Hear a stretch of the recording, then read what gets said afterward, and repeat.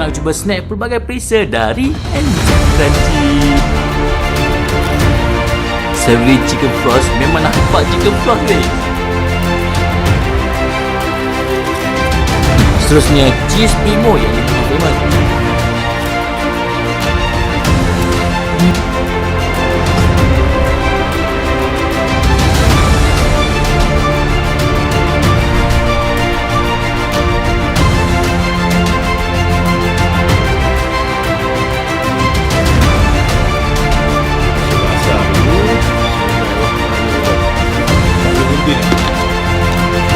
Sebelum aku habiskan tadi bekas ni, dia punya kulit popiah tu tak tebal tu.